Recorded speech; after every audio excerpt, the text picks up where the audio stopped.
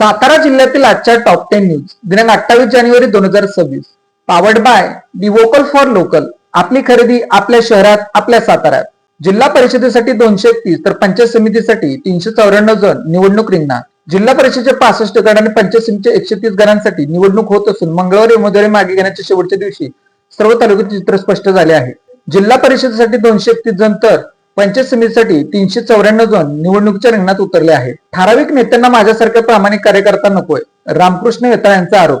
कोपर्डे हवेली येथे विद्या वेताळ यांच्या प्रचाराचा शुभारंभ. गेली 25 वर्ष मी भाजपचा विचार घराघरात पोहोचवला आहे. गेली 8 वर्षांपासून वारंवार होणारा अन्याय कार्यकर्ते बघत आहेत.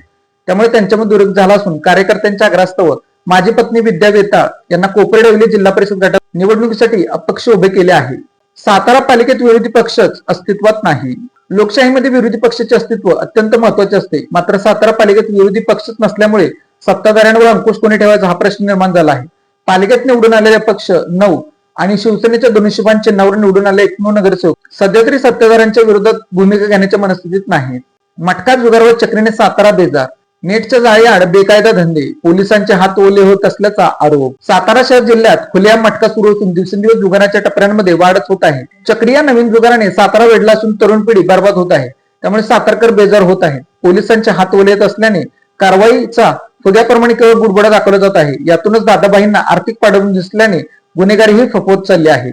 चोरीचे सोने बाळगल्या प्रकरणी परप्रांतीय महिलांवर गुन्हा. सातारा मध्यवर्ती बस स्थानकात फलाट क्रमांक 7 वर 2 महिला संशयितरित्या रित्या पोलिसांना आढळून आल्या. त्यांच्याकडे चौकशी केली असता त्या राजस्थान राज्यातील सुजानगड तालुका सिरोही जिल्ह्यातील असल्याचे पोलिसांनी सांगितले.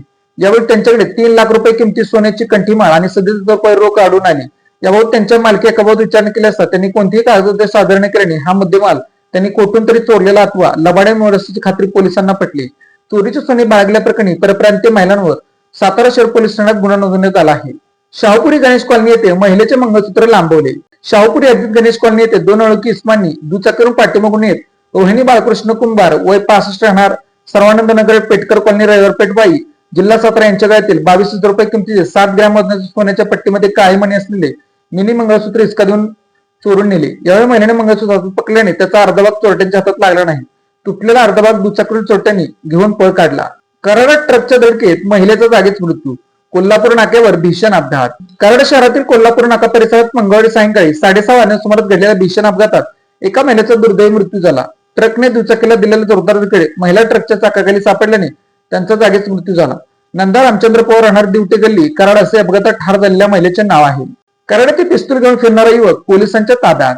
कराड येथील हजारमाची गावच्या हद्दीत सोमवारी रात्री देशी बनावटीचे पिस्तूल घेऊन फिरणाऱ्या शाहरुख मेहबूब मुल्ला उर्फ सॅम वय 25 राहणार रेव्हेन्यू कॉलनी शनिवारपेठ कराड या युवकास कराड शहर गुन्हे शाखेच्या पथकाने ताब्यात घेतले.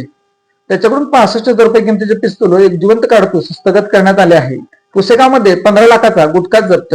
पुसेगाव ते सातारा जाणाऱ्या रोड लगत असलेल्या रुपेश राजेंद्र जाधव यांच्या मालकीच्या पत्र्याच्या शेअरमध्ये 15,30,000 रुपयांचा प्रतिबंधित अन्नपदार्थ जसे पान मसाला, सुगंधित तंबाखूचा अनुकरण केलेला साठा अन्न औषध प्रशासन महाराष्ट्र राज्याचे अन्न सुरक्षा अधिकारी यांच्या फिर्यादी पुसेगाव पोलिसांनी जप्त केला आहे.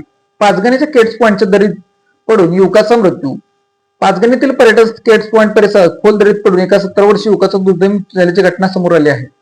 भगवंत सिंग मदनसिंह सोळंकी वय 17 राहणारा डेगवाडी तालुका पाटण जिल्हा सातारा असे मयत युवकाचे नाव आहे. Made in Satara bag. Satara शहरातील महिलांनी बनवलेल्या उत्तम प्रकारच्या बॅग. संपर्क 9594 415 115. Lalit Tailors. Look good feel good. शाळा, कॉलेज, विविध व्यवसाय या ठिकाणी लागणारे जॅकेट बनवून मिळवण्याचे योग्य ठिकाण पवई नाका सातारा. अशाच बातम्यांसाठी जिल्हा सातारा या यूट्यूब चॅनेलला सबस्क्राईब करा. व्हिडिओ आवडल्यास व्हिडिओ लाईक करा, व्हिडिओवर कमेंट करा आणि व्हिडिओ जास्तीत जास्त लोकांपर्यंत शेअर करा.